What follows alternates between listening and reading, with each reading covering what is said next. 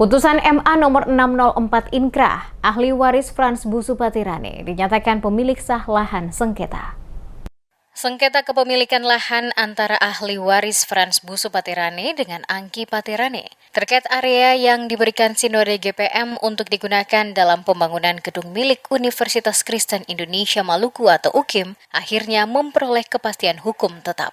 Mahkamah Agung melalui putusan nomor 604 tertanggal 19 Januari 2026 menyatakan bahwa kepemilikan sah atas lahan sengketa berada pada pihak ahli waris Frans Busupatirane. Putusan tersebut kini telah berkekuatan hukum tetap atau inkrah. Kuasa hukum ahli waris HS Ali Basyah menjelaskan bahwa putusan Mahkamah Agung menegaskan status kepemilikan lahan yang selama ini menjadi objek sengketa. Lahan tersebut sebelumnya sebagian dikuasai oleh pihak Sinode GPM dan dimanfaatkan untuk pembangunan kampus UKIM. Dikatakan Basyah, dalam putusan Mahkamah Agung ditegaskan bahwa kepemilikan sah atas tanah tersebut adalah keluarga ahli waris Frans Busupatirane, yang merupakan keturunan dari moyang Lorenz Patirane. Yang menambahkan, dalam fakta persidangan terungkap bahwa pihak Sinode GPM memperoleh lahan melalui hibah dari Raja Negeri Suli. Namun Mahkamah Agung menyatakan bahwa Raja Suli tidak memiliki hak atas tanah tersebut, sehingga hibah yang diberikan dinilai tidak sah. Menyikapi putusan tersebut, pihak ahli waris masih membuka ruang penyelesaian secara damai, dengan memberikan kesempatan kepada pihak Sinode GPM maupun UKIM sebagai pengguna lahan untuk melakukan pembayaran atas tanah yang saat ini digunakan.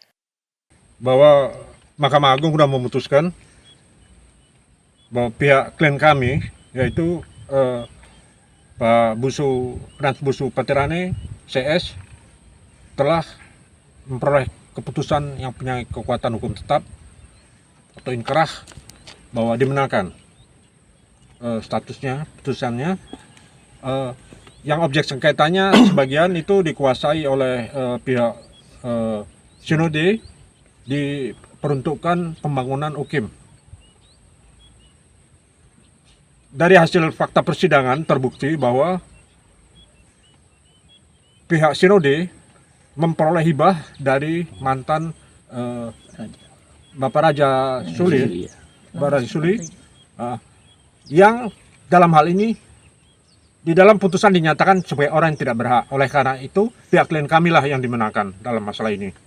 Untuk itu, kami masih memberikan kesempatan kepada pihak Sinode ataupun penggunanya, yaitu UKIM, untuk membayar saja masalah ini supaya bisa selesai dengan baik. Atau apabila ini tidak mencapai titik temu, ya terpaksa upaya hukum akan kami lakukan. Sementara itu, Helena Patirane yang juga merupakan kuasa hukum sekaligus bagian dari keluarga ahli waris menjelaskan bahwa dalam perkara terpisah antara Franky Patirane dengan Frans Busupatirane, Deki Patirane, dan Hengki Patirane, seluruh 9 poin gugatan yang diajukan telah ditolak oleh Mahkamah Agung. Pihaknya berharap semua pihak yang gugatannya ditolak dapat menerima putusan tersebut mengingat statusnya yang telah inkrah. Ada di titik putusan Mahkamah Agung 604. Jadi yang poin inti yang ingin saya katakan bahwa sidang sengketa antara Franky Patirane dengan Pak Frans Busupatirane, Deki Patirane, Hengki Patirane, tuntutan mereka 9 poin itu dalam putusan itu ditolak.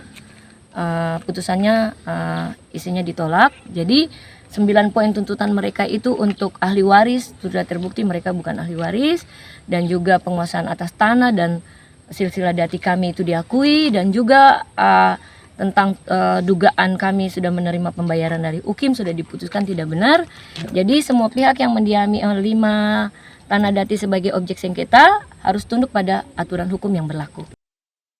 Sengketa lahan ini sebelumnya menjadi perhatian publik khususnya di Negeri Suli, Kecamatan Salahutu, Kabupaten Maluku Tengah. Ahli waris bahkan sempat memberikan ultimatum kepada Sinode GPM untuk membayar ganti rugi sebesar 100 miliar rupiah atau meninggalkan lokasi yang saat ini digunakan termasuk area kampus UKIM. Kasus ini bermula dari hibah tanah dati seluas kurang lebih 200.000 meter persegi pada 7 Agustus tahun 1987. Saat itu Raja dan Saniri Negeri Suli mengibahkan tanah dati Salamenet dan Saritu kepada Sinode GPM. Namun dalam proses hukum, hibah tersebut dinilai tidak sah karena dilakukan tanpa hak.